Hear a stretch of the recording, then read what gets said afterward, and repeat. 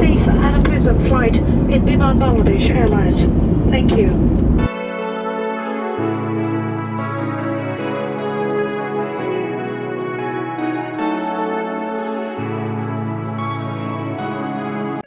Hello, welcome to the Nova archive. Thailand ভ্রমণের প্রথম দিন আজকে।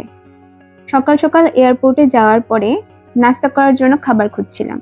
এখানে বলে রাখা ভালো, যারা আমার মতো প্রথম যাচ্ছেন তাদের কিন্তু এয়ারপোর্টে গিয়ে খাবার নিয়ে একটা কনফিউশন হতে পারে।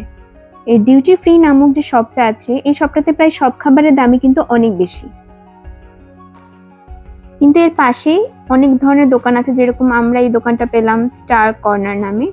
এখানে সব কিছুর খাবারের দামই প্রায় 1/3 বা 1/4। তাই এখান থেকে সকাল সকাল একটু স্যান্ডউইচ কিনলাম, সবাই মিলে স্যান্ডউইচ খেলাম। স্যান্ডউইচটার টেস্ট ভালোই ছিল, 7 out of 10। ফ্লাইটে চড়ার আগে এদিক সেদিক ঘোরাঘুরি করেই সময় কাটাচ্ছিলাম।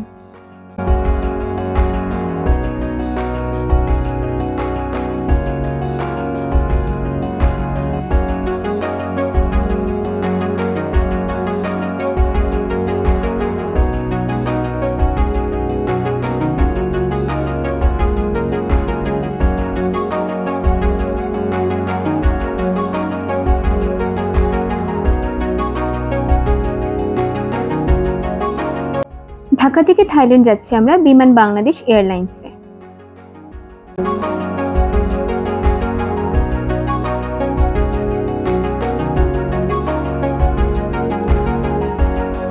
ফ্লাইট টেক অফ করার পরপর খুব মজা লাগছিল, আস্তে আস্তে সব একদম ছোট হয়ে যাচ্ছিল।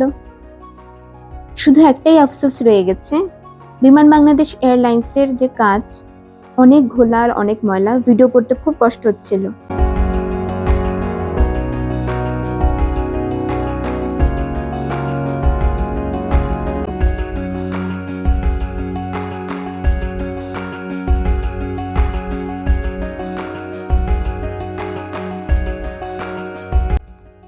বিমান আকাশে ওড়ার প্রায় আধা ঘন্টা পরেই একটা চমৎকার দৃশ্য দেখলাম, মনটাই ভালো হয়ে গেল।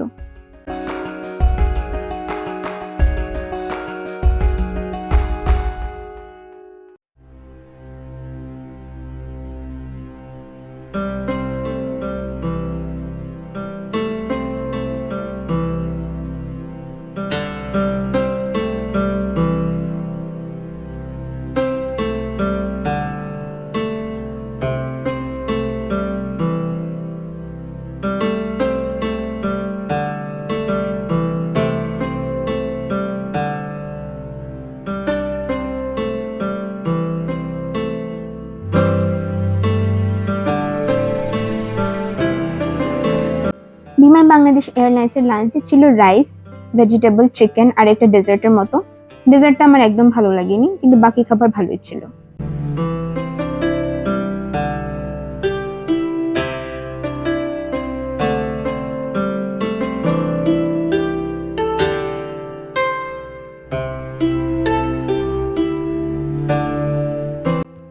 থাইল্যান্ডে পৌঁছানোর আগ মুহূর্তে জানালা দিয়ে যখন উপর থেকে দেখছিলাম, তখন দেখলাম যে খুবই সাজানো গোছানো, একদম লাইন করে ঘর, লাইন করে গাছ, লাইন করে সব ধরনের ফসলের জমি, রাস্তাগুলোও খুব সুন্দর।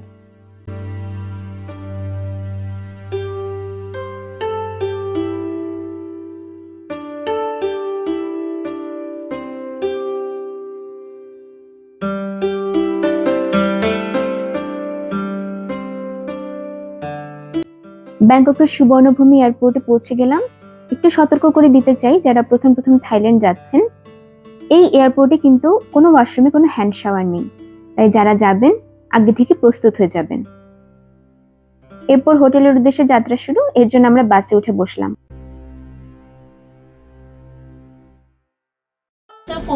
4% is Muslim.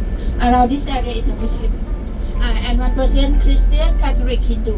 But we can join together in the same land. But most of the people in our country, 95% Buddhist. This means all of them, 99.9 is a non-vegetarian. For the vegetarian, it's very difficult to take in our country. Bangkok একদিকে ইতিহাস ও ঐতিহ্যে ভরপুর, আর অন্যদিকে আধুনিকতার ছোঁয়ায় গড়ে ওঠা এক ব্যস্ত নগরী। এই শহরে পা রেখে প্রথম যে জিনিসটা চোখে পড়ে সেটা হলো এর সাজানো গোছানো রাস্তাঘাট। বাসের জানালা দিয়ে তাকিয়ে দেখেছি পরিচ্ছন্ন শহরের প্রতিটি কোণে যেন আছে শৃঙ্খলার ছাপ। উঁচু উঁচু বিল্ডিং, দৃষ্টিনন্দন শপিং মল, রাস্তা জুড়ে নানা রঙের গাড়ি, সব মিলিয়ে যেন এক আলাদা রকমের আয়োজন। শহরের প্রতিটি ইঞ্চিতে আছে জীবন, আছে গতি, তবে ব্যস্ততাও কম নয়। ট্রাফিক ছিল চোখে পড়ার মতো, মনে হচ্ছিল শহর যেন কখনোই থামে না। হোটেল পৌঁছাতে একটু দেরি হয়ে গেল, কিন্তু সে অপেক্ষার মাঝেও ছিল দেখার মতো অনেক কিছু। থাইল্যান্ডের বাসগুলো সবচেয়ে ইউনিক ব্যাপার হচ্ছে কাজগুলো এত স্বচ্ছ আর এত পরিষ্কার, ভিডিও করতে কোনো কষ্টই হয়নি।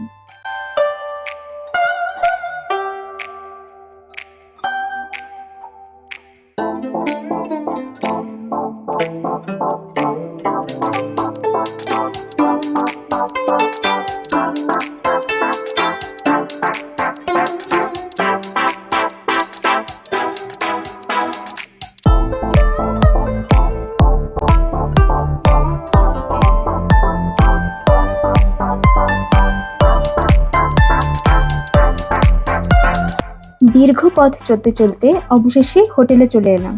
আমরা চেক ইন করেছি হোটেল অ্যাম্বাসেডর ব্যাংককে।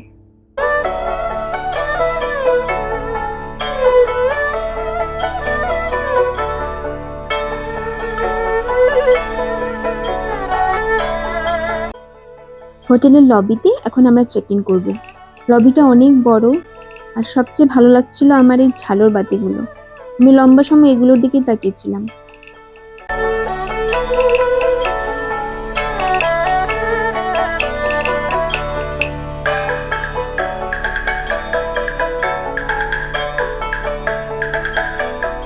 ঝালর বাতি দেখতে দেখতে মনে হচ্ছিল ওম শান্তি ওম মুভির সেটে চলে এসেছি। যারা মুভিটি দেখেছেন তারা হয়তো আমার কথাটি ধরতে পেরেছেন। ছোট করে একটা রুম ট্যুর দিয়ে দিই। রুমটা আমার খুবই ভালো লেগেছে।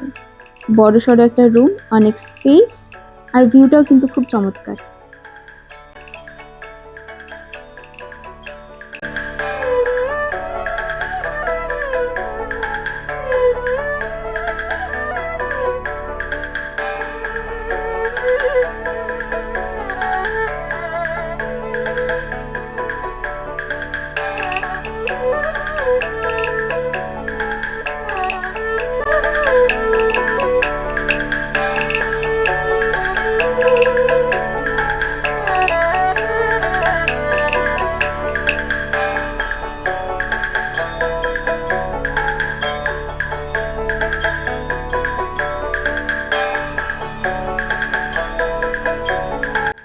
হোটেলের ওয়াশরুমে কিন্তু কমোডের সাথে হ্যান্ড শাওয়ার আছে, তাই সেটা নিয়ে চিন্তা করতে হবে না।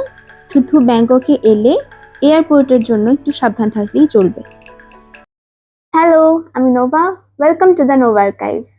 আজকে সকাল 6:30টায় ঢাকা থেকে বের হবার পরে আমরা ব্যাংককে এখন রুমে চেক ইন করলাম। থাইল্যান্ড টাইম সন্ধ্যা 6টায়, মানে বাংলাদেশ এখন বিকাল 5টা বাজছে।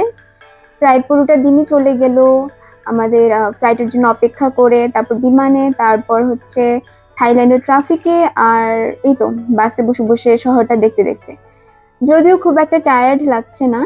তো এরপরের প্ল্যানটা হচ্ছে আমরা একটু ফ্রেশ হয়ে ডিনার করতে যাব আর সিম কিনতে পারি। তারপর হচ্ছে টুকটাক এদিক সেদিক একটু হাঁটাহাঁটি করব। এছাড়া আপাতত আজকে আর কোনো প্ল্যান নেই। আজকে কোনো সি ফুড খাওয়ারও প্ল্যান নেই, কারণ আশেপাশে বাঙালি রেস্তোরাঁ অনেক বেশি, আর যেহেতু আমাদের গ্রুপটা অনেক বড় আর আমরা ফ্যামিলির সাথে এসেছি, তো যেহেতু এখানে সবাই বাংলা খাবার খাওয়াই প্রেফার করে, তো আমি মনে হয় সি ফুডের ব্লগটা পরে করব। আর স্কিন কেয়ার যেটা, সেটা আশা করি আগামীকাল কিছুটা হলেও করতে পারবো, ওটার শপিংটা। তো ওভারঅল এটাই থাইল্যান্ডের প্রথম দিন। আমি বাকি ভিডিওগুলো ধীরে ধীরে আপলোড করে দেবো। So thank you so much for watching. If you're watching this video from YouTube, please subscribe to my channel. আর যদি ফেসবুক বা ইনস্টাগ্রামে দেখে থাকেন তাহলে ফলো করে দেবেন। Don't forget to like, comment and share. Thank you so much. Bye bye.